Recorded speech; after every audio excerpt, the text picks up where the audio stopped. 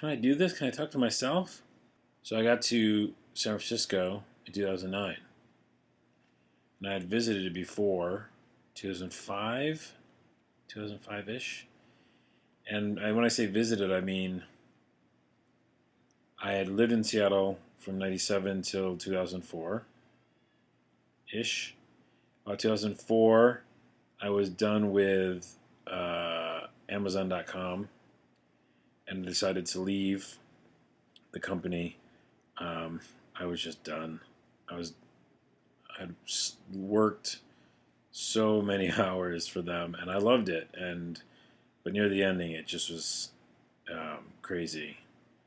It's corporate America at that point. When we started, it was a teeny little, well, small company, and then it was Behemoth. Anyway, so I decided to leave, and I went to New York City because that's where I'm originally from, upstate New York. I lived in New York City before, so I went back to go to New York, and that was one of those like wrong moves. It's like one of those wrong decisions, but you have to make them. And so I went to Queens, New York. I was in Jackson Heights.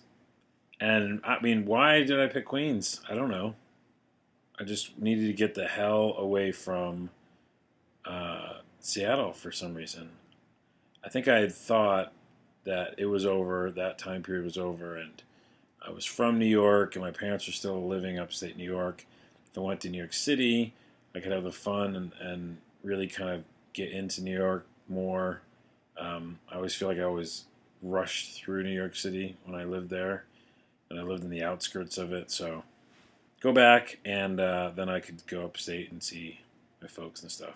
That was the wrong move, and I'll make it short and just say that I had a teeny little place and wasn't getting any work. Got some temp jobs.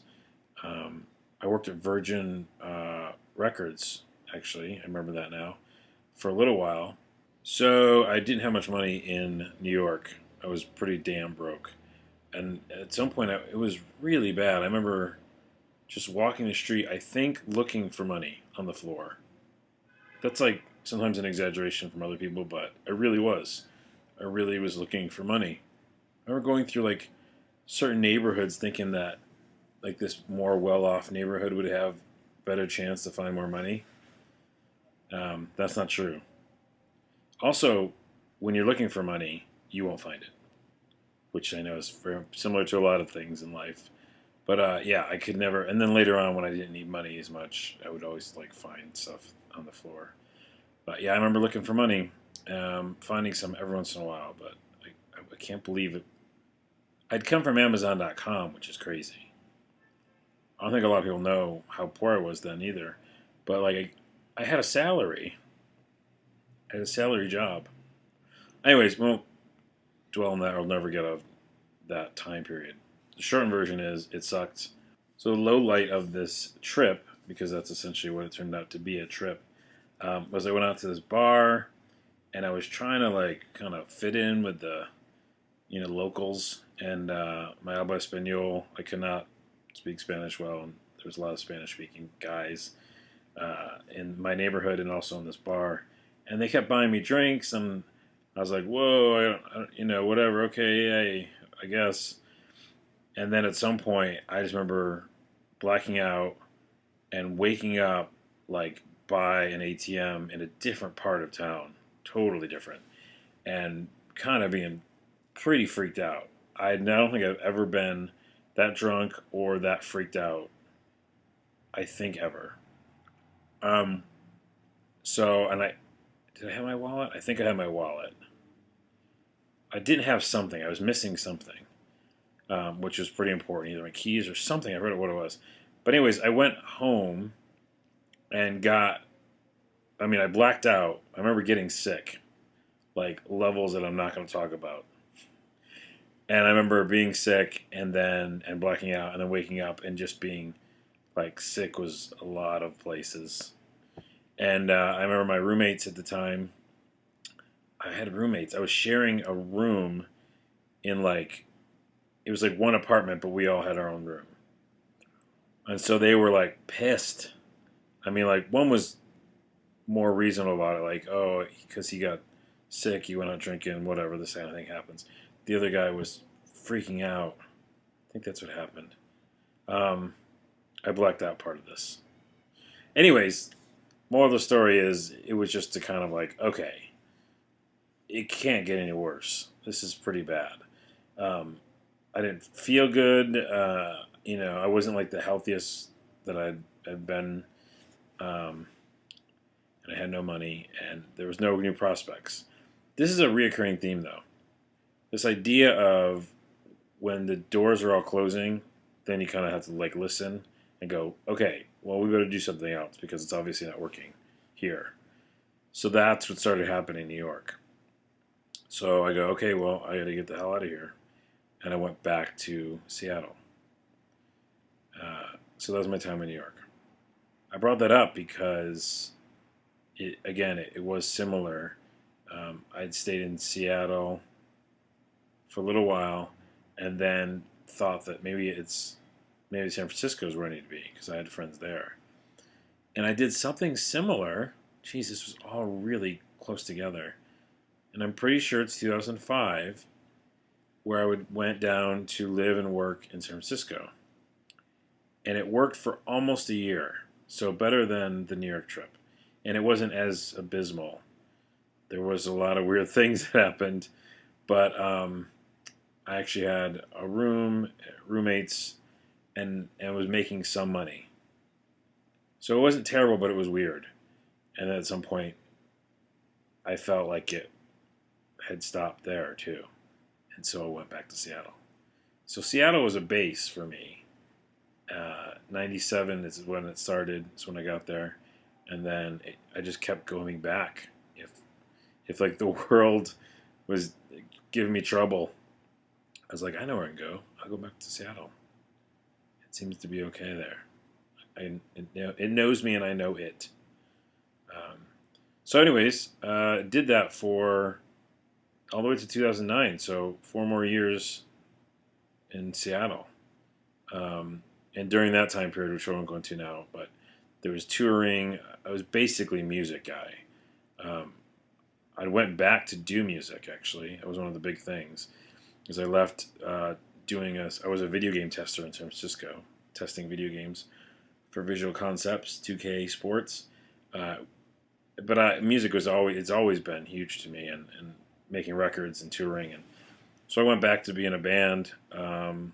One of the best decisions ever because one of my favorite bands, Max Fisher, was the band name, and it was great. And I got to tour a little bit with my solo stuff, and I just did music for a long time. So basically, primarily music when I was in Seattle. I mean, I did other stuff, and I had day job. So, like I mentioned in on my website in my biography, I had been really sick in like the end of 2008, and just really sick, and I didn't think I was coming out of it. I thought it was just like, that's it, my body's fucked. Like, I'm not getting better. Um, and so what I did is I took a chance, and I guess maybe I didn't take another chance for 4 years or so because those last two chances didn't pan out well. And I was like, well, I'm not going to jump the gun here. But this one had a real good reason to it. Like New York, there was no reason, just get away, go somewhere. Um, San Francisco, there was a little bit of reason. I had some friends there, and I wanted to get into video games, I think, because I had done a lot of video games. Video games in my life, but I never been in the world of video games, so I got to do that. But this still was kind of a loose concept of what I wanted to do when I got to San Francisco. In Seattle, going to San Francisco, or coming back, I should say, there was a real definitive idea of what I wanted to do, and I was listening to podcasts, watching all this online video stuff. I joined Twitter when it first started, almost, and I knew that this is the next wave. So I stayed at Amazon. I stayed in Seattle, worked at Amazon, 97, 98, because I knew that that's that kind of big movement, internet. And then I feel like the next movement was in San Francisco with video. and just content online. Like I mentioned in the biography, I'd always um, really enjoyed making stuff without the internet. Comic books and cassette tape albums and VHS tape stuff that has comedy on it, skits. So this is just like the perfect combination of that. Like I could do all this content and it can get out there.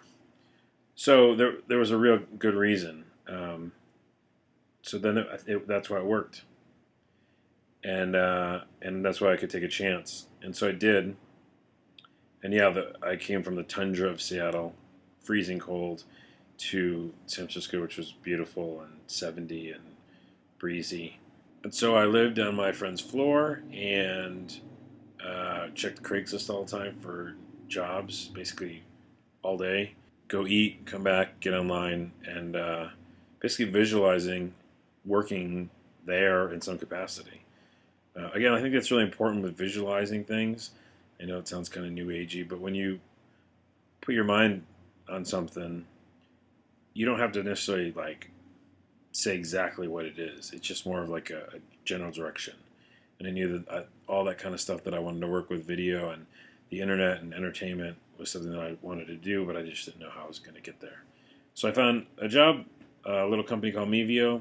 They basically did online programming. They brought me in to do basic stuff, and I just was a sponge. It was very similar to Amazon, where got into a company, was a sponge. Hey, tell me exactly how to do this thing. Okay, now how do you guys do that? And then just learning way above and beyond what my job is because I was interested, and then just doing it. And the same thing was with Mevio. I got video. I understood editing. I've done it for my whole life with, you know, cassettes and computers and stuff like that. I just didn't know all the programs. I didn't understand Final Cut Pro, really. I had been using weird programs like Magix with an X and Acid, Sonic Foundry's Acid, which later became Sony and then Vegas or something. I just didn't know the programs, so I just learned them all, and so I was editing for them, then writing, doing writing for script stuff for their tech news, and then going downstairs running teleprompter, running the TriCaster, uh, and then and lighting and stuff like that. And then at some point, one day, one of my friends, Brooks, who I wrote for, oh, funny story about that. I should tell you that later. Uh, he was sick. Oh, I'm sorry. He was sick. My friend Brooks, who was supposed to do the tech news that day. And I said sick because he was probably just staying home. I don't think he was sick. But it was good that he was because I was like, well, I'll just do it. I'll do the show today. So I ran downstairs and everything was in the basement. I ran in front of the green screen, set all the stuff myself. It was such a small team that I literally didn't have anybody else who could help at that particular time. And that was probably better because I still was green. Green screen. I was still green in the whole doing this in front of the camera, so it'd be fun to do it by myself so I can just get all the nerves out of the way. And I did, and I looked back at it recently, though, and it was, or something from that time period, and it's pretty bad. But I didn't fail at it, and I was like, oh yeah, I do all this stuff all the time. I'm like a ham with my friends, and I, make up jokes and improv stuff on the fly, so I can do this. This is fine. I think I did a report on the future technologies like flying cars and stuff like that. So I did it and I put it up, and they're like, "Okay, that's fine. Yeah, run it." I was like, "Oh, okay. It's not terrible. It's not like unviewable." And then it became like, "Oh no, you should do that like more often." And then I started doing it with my friend Brooks as kind of a duo, which, by the way, was some funny stuff. I should go find those. We would write ideas together and then kind of just improv stuff in front of camera about the tech stories, basically tech stories, but with funny. And we were doing that in 2009. That was some funny stuff. And then at some point, I was just like, "Fuck, I could do this. Like, I can direct us still, and I can write stuff, but I want to do this, and I want to do my own show. Like, right now. So that's what started online video. So I had made it. It wasn't going to be a fluke like New York or the first time I went to San Francisco. It was a time for me to be there, and that's when it all started.